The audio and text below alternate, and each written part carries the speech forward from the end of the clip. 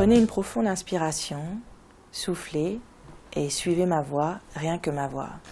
Désormais, vous êtes noir. Un noir de l'Alabama dans les années 50. Quittez le lieu qui est le vôtre, passez les ruisseaux, les fleuves, l'océan, sentez la brise. Survolez New York, la Statue de la Liberté, l'Empire State Building, longez la côte, cap au sud. L'air se réchauffe. Virginie, Caroline du Nord, Caroline du Sud, ça y est, vous êtes entrés dans la Cotton Belt, la ceinture de coton. Dans cette région, depuis le XVIIIe siècle, on produit du coton, beaucoup de coton. Et qui dit coton, dit esclave. Toute une industrie qui repose sur une main-d'œuvre qu'on ne paie pas, une telle chose n'aurait jamais lieu aujourd'hui, n'est-ce pas? Mais avançons. Vous apercevez désormais la Géorgie, l'État qui vit naître Martin Luther King, et vous fredonnez peut-être « Georgia on my mind ». Si c'est le cas, vous entendez sûrement en écho la voix de Ray Charles. Étrange paradoxe pour celui qui fut banni à vie de cet État pour avoir refusé de chanter dans une salle interdite au public noir. « Just an old sweet song keeps Georgia on my mind ». Tania de Montaigne, née à Paris et vivant à Paris, profession auteure, donc romancière, musicienne, chanteuse. Alors la passion m'est venue par les écrits des autres en fait, par les écrits et par les images. Parce que quand j'étais petite en fait, il y avait un monsieur très important dans mon existence qui était mon oncle. Et mon oncle il n'était pas bien vieux et il avait toute une bibliothèque chez ma grand-mère. Et il y avait notamment une collection qui s'appelait 13-18 qui était chez Dargaud.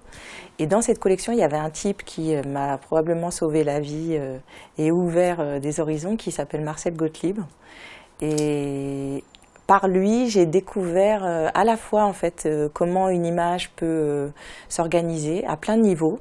J'ai découvert aussi l'humour, la distance que ça peut amener, et en même temps il y a un grand sérieux chez Gottlieb, il y a une grande force, une grande ironie, et voilà, ce type m'a changé le regard, je crois. Alors Claudette Colvin, en fait, aujourd'hui c'est une dame qui a 75 ans, mais quand moi j'écris le livre noir, elle en a 15. On est en 1955, en Alabama, dans le sud des États-Unis, et c'est une petite fille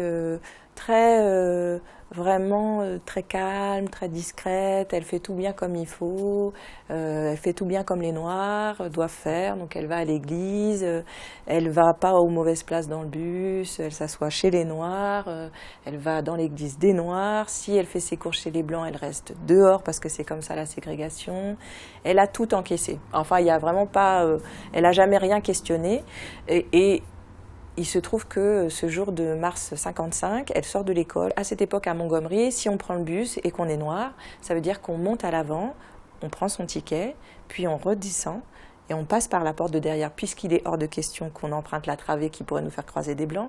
Et on va à l'arrière, on s'assoit à la place des Noirs. Et alors là, elle s'assoit. Et on ne la fera plus se lever. C'est-à-dire qu'il y a une dame blanche qui, à un moment, la regarde. En plus, l'idée, c'est que c'est évident, donc on ne va pas demander la place, hein, bien sûr. Donc cette dame blanche juste la regarde en disant par son regard qu'elle attend sa place. Et en fait, tout le monde se lève, sauf Claudette Colvin.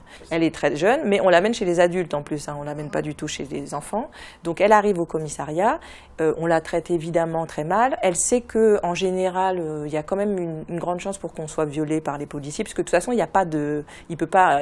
prétendument, il y a un droit, mais il ne peut pas y en avoir, puisque par définition, un noir, sa parole vaudra toujours moins qu'un blanc, donc de toute façon, il n'y a pas d'équité. Je me suis dit, peut-être que moi, ce que je peux faire, si je suis dans le livre, c'est d'essayer de mettre en œuvre ce que ça veut dire qu'être humain, c'est-à-dire la compassion et la capacité dans le regard de l'autre de se retrouver, quelle que soit sa couleur, sa religion, sa taille, son poids, son sexe, son genre, sa sexualité. Peut-être que moi, je peux proposer ça et à ma petite échelle, essayer de dire que de toute façon, il n'y a rien de grand qui se soit fait dans ce monde sans que des gens se soient trouvés par leur humanité en fait.